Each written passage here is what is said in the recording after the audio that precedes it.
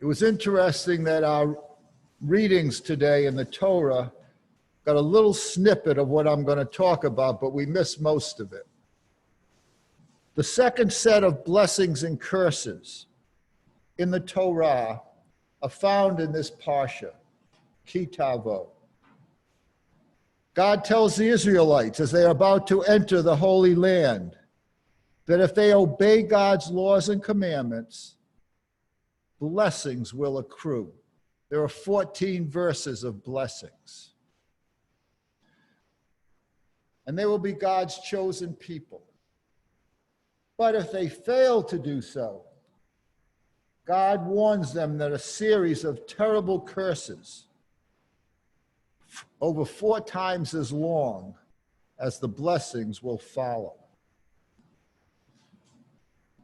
We find the first set of blessings and curses in the Torah in the last parsha of the book of Leviticus, Bahar.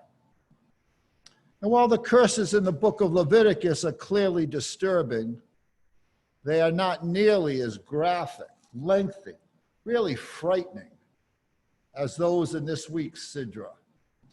And when the service is over, you may want to take a look at them. They're horrifying. These curses caused so much trepidation among our ancestors that a fascinating series of customs evolved over the centuries relating to the reading of these curses, starting right with the rabbis of the Talmud, who probably wish they didn't have to recite them at all.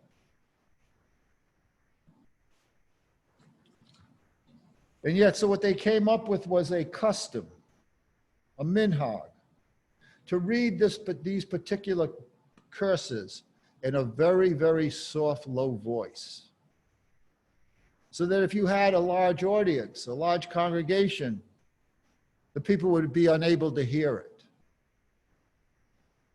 And since there were no written Siddurim back then, the congregants or the people wouldn't even have to hear what was being said. They wouldn't understand what the curses were. Most of the people were not educated. So that's why you have what's called the Shliach Tzibor. You had a full repetition because they didn't know how to say the Amidah. So the people would not have to hear how terrible the curses were. A number of other interesting minhagim developed in Europe during the Middle Ages. Every week, Jeff assigns the 7 aliyot. It's considered a kibud or an honor to get an aliyah, not for the curses. And the Kabbai, instead of assigning those aliyot, would humbly request, beseech the congregation, please, somebody come forward and take this aliyah. If no one stepped forward, then they had several options they would pursue. They might call upon the most prolific Baal Koreh or Torah reader to do it. Most synagogues had a shamus, a jack of all trades, a Torah reader, custodian, shadchan, trained by B'nai Mitzvah students. And that person might be called upon and said, we're going to make this part of your duties.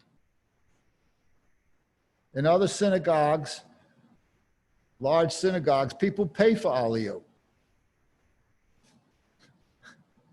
In some synagogues, they would actually pay people to come up and say these particular aliyot. And they'd give it to the poorer members of the congregation as a way of giving tzedakah. In some Libyan synagogues, you got a quid pro quo if you took an aliyah, one of these aliyot.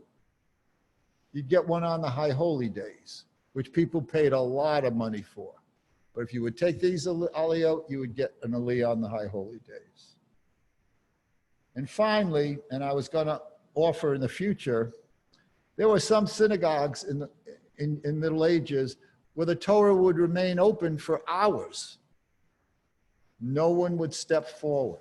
It was like a waiting contest. And finally, someone would say, all right, we've been here an hour now. Someone would step forward to say it. We're very blessed in this congregation that we've never had this problem. And I think that's because Paul Garnick knows he's got Jeff Ty around. And generally, I think it's Jeff Ty that reads the curses. So thank you, Jeff, for doing that. My sister sent me some masks, Jeff, so that's my gift to you to say, and I gave Jeff their special, K95s? So thank you for making it easy for us so we don't have to sit around for an hour and decide who's going to do them. Now I don't want to talk about an interesting question.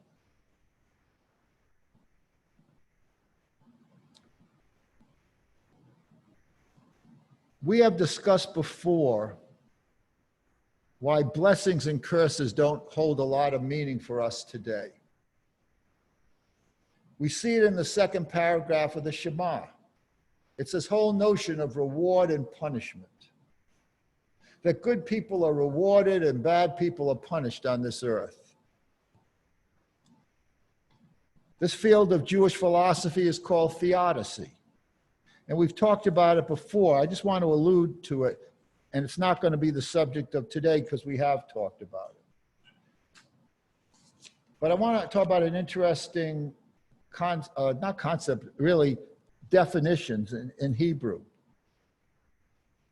One of the words for fear in Hebrew comes from the three-letter root, Yud, Resh, Aleph. The Hebrew word for fear is yirah. Yirat Hashem is fear of God, fear of the heavens.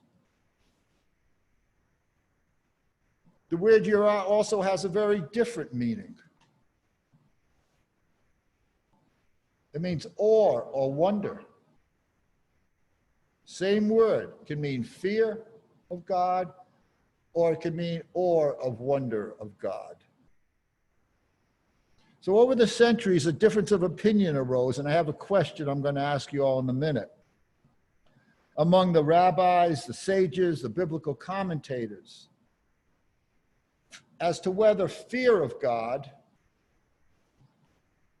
or awe of God would first most likely lead a person to carry out the mitzvot, to serve God and to live a moral and ethical life.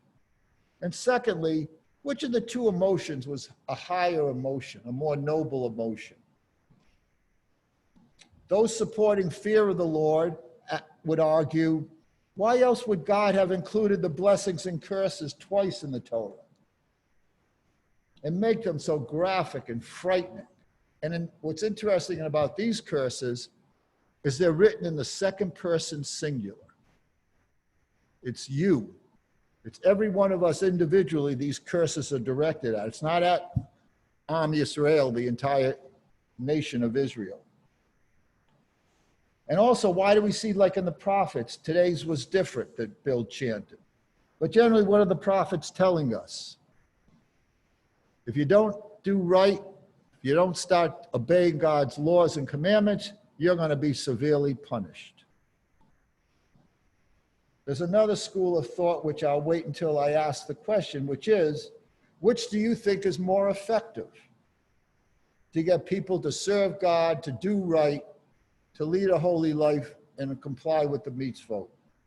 Is it fear of God, or is it awe of God?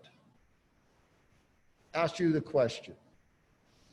You could speak for yourself, you can speak for others, but is it fear or is it awe? Any takers? Good, Robin.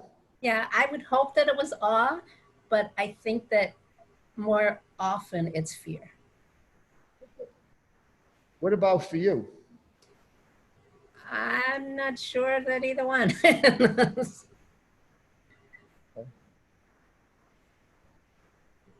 I know. Go ahead. I do things more for my own, I don't know, to help other people and to help myself than because of God. Well, you could ask the question, taking it out of a religious context, do people pay their taxes because they're fearful of they're going to get in trouble if they don't? Or is it because they have such respect and admiration for the country in which they live, and they know that this money goes to support a number of worthy causes? What makes the country function? We couldn't function without taxes. So, but let's keep it in a religious context as much as possible here today. Anybody else have a thought for you personally or for people in general? Rick, did you have your hand up? Bill Scheck. I think fear is a motivation that is part of our evolution. I don't know that we have a choice. And it obviously, to be afraid of things that might hurt us is good for our survival. Certainly, it would be good to have a higher form of selfishness where you're doing the right thing to feel good about yourself, to feel that you're a decent person. Okay. Somebody here in the sanctuary, Jeff Ty. So that question kind of reminds me when I was a little kid and we screwed up, my mother would raise her voice and she says, "You just wait till your father gets home." And one time, my parents didn't hear that I was nearby, and my father said to my mother, "How come I always have to be the bad guy? Why don't you be the one that does the discipline?" So as a younger child, there was that aspect of the fear that was thrown in. But as I matured, I came to understand what my parents were trying to teach me more through the respect and the right way to do things and that type of thing. So I think it's depending on where you are in your stage of life. I think both answers actually apply. Okay. Anybody else?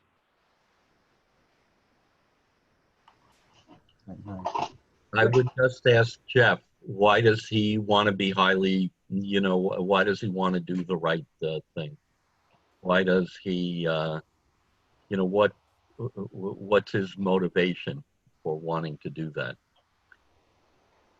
I would probably have to say, looking back on it, in hindsight, it's that feeling of the reward for doing something the right way, so to speak, is in itself the reward that you're going to get. By doing something the right way, you take that innate feeling to yourself, and it's like you feel like you're on the right path. Rick, you have your hand up this time. Yeah, I was thinking about the saying about you catch more flies with honey than with vinegar. Anybody else before I close nobody else, okay. No comments, okay.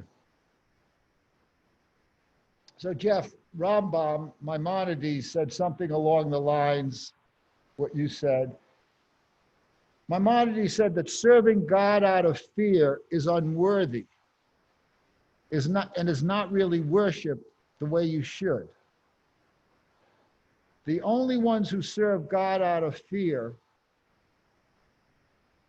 he uses a harsh word, which I don't even want to use, and then he says the children of this world, who are trained to serve out of fear until their knowledge grows and they come to serve God out of love.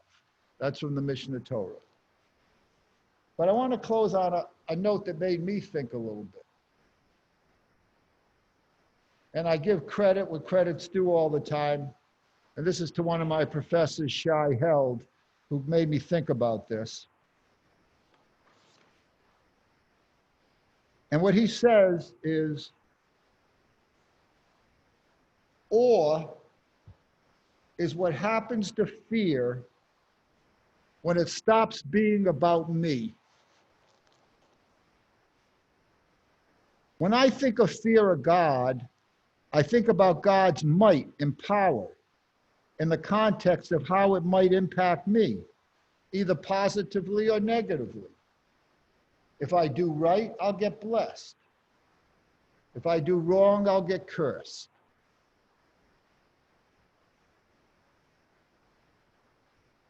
And here's how I conclude. When I hold God in awe,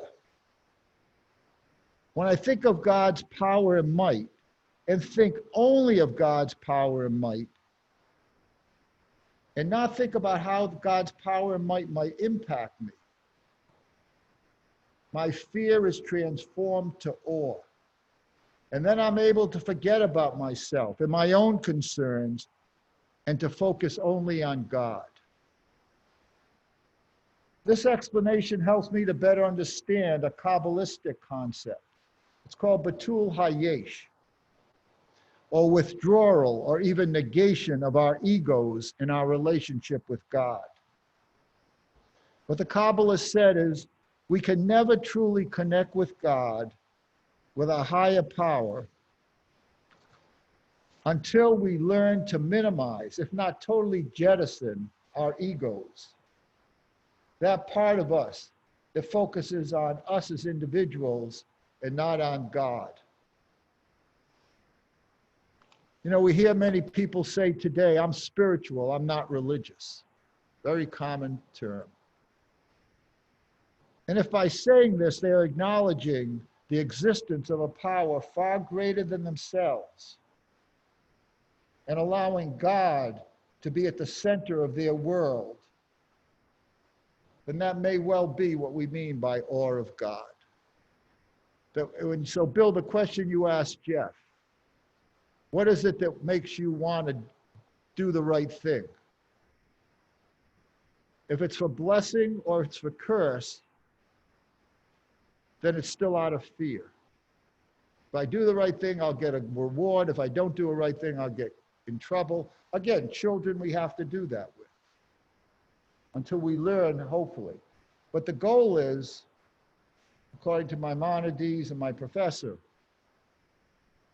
is that we acknowledge that we're not the center of the universe, that there's a power far greater than us, that we owe that power, and that's why we come to Shabbos services, to express gratitude and appreciation for the blessings in our lives.